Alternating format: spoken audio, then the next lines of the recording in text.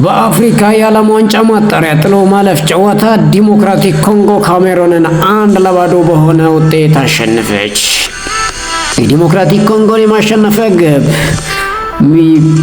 ቤምባ ማስቆጠር ችሏል። ዲሞክራቲክ ኮንጎ ማለፏን ተከትሎ እሁድ ለሚካሄደው የፍጻሜ ጨዋታ ማለፏን አረጋግጣለች። ዲሞክራቲክ ኮንጎ በፍጻሜው ከናይጄሪያ ጋር የምትጫወት ይሆናል። ናይጄሪያ በበኩሏ ጋቦንን 4-1 በማሸነፍ ለፍጻሜ እንደደረሰች ይታወቃል። የፍጻሜ ጨዋታውን የሚያሸንፍ ቡድን ለ2026 የዓለም ዋንጫ ለማለፍ ወደሚደረገው የመጨረሻ የማጣሪያ ውድድር የሚያልፍ ይሆናል።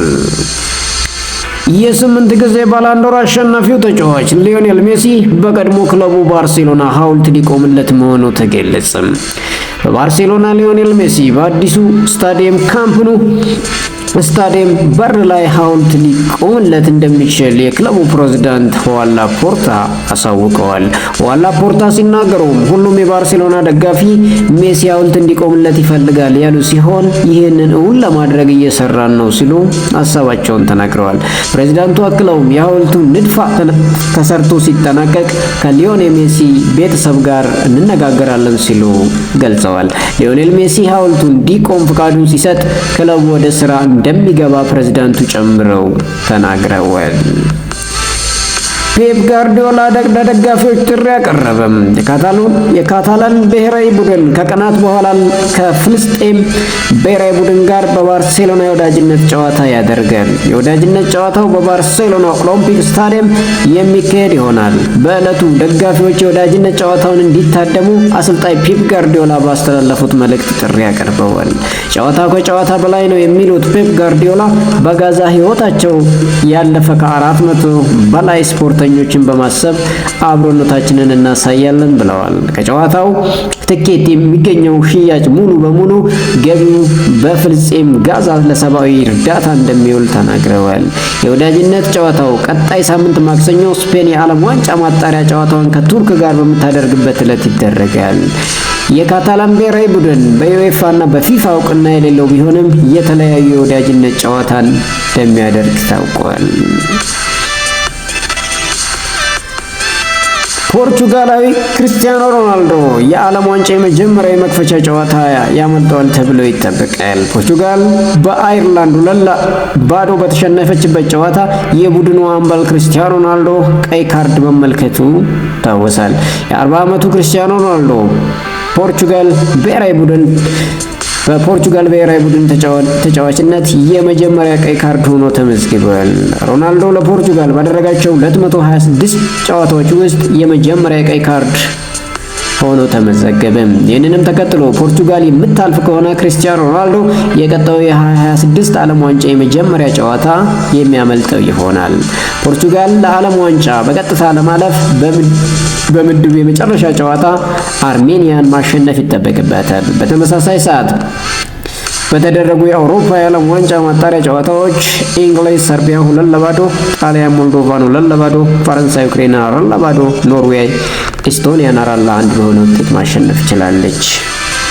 ባርሴሎና ጫማ ብሰቅል ወዳለው ይላል ፔድሪ። ስፔናዊ ባርሴሎና የመሃል ሜዳ ተጫዋች ፔድሪ በባርሴሎና ጫማውን ቢሰቅል ደስተኛ እንደሚሆን ተናገረም። በባርሴሎና ጫማውን መስቀል ፈልግ እንደሆነ የተጠየቀው ፔድሪ አሁን ላይ ስለሱ አላስብም ሲል ምላሽ ሰጥቷል። ምክንያቱም ገና ከፊት ረጅም ጊዜ አለ ያለው ፔድሪ ነገር ግን አዎ በባርሴሎና ጫማ ብሰቅል ወዳለው ለምን እንደሆነም ሲል ተናግሯል። ባርሴሎና የሌቫንዶስኪ እድሜ መግፋቱን ተከትሎ ቀጣይ ክረምት የፊት መስመር አጥቂ ለማስፈረም ይንቀሳቀሳል ተብሎ ይጠበቃል። ባርሴሎና ለማስፈረም የመጀመሪያ ኢላማ ያደረገው አርጀንቲናዊ አትሌቲኮ ማድሪድ ተጫዋች ጁሊያን አልቫሬዝ መሆኑ ተነገረም።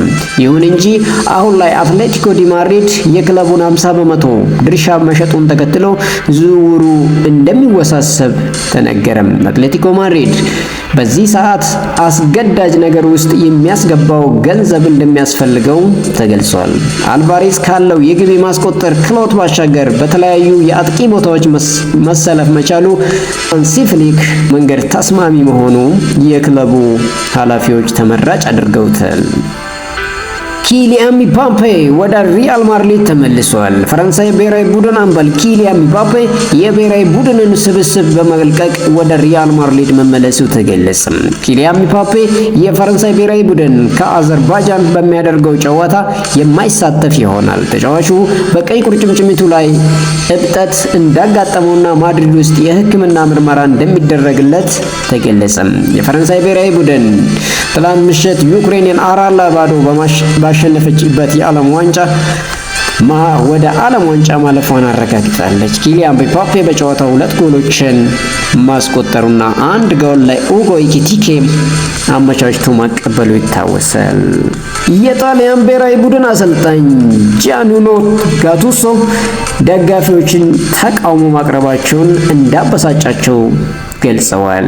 በቡድኑ በጣም ደስተኛ ነኝ ያሉት አሰልጣኙ ደጋፊዎች በደንብ ስሩ ብለው ሲናገሩን መስማት በጣም ያሳፍራል ሲሉም ተናግረዋል። አክለውም በጣም ተናድጃለሁ፣ ለመቃወም አሁን ጊዜው አይደለም፣ በጋራ መቆም አለብን፣ ማድረግ ያለብንን እናደርጋለን ሲሉ አስተያየታቸውን ሰጥተዋል። ጣሊያን ለዓለም ዋንጫ በቀጥታ ለማለፍ ቀጣይ ኖርዌይን በ9 ጎሎች ልዩነት ማሸነፍ ያስፈልጋታል።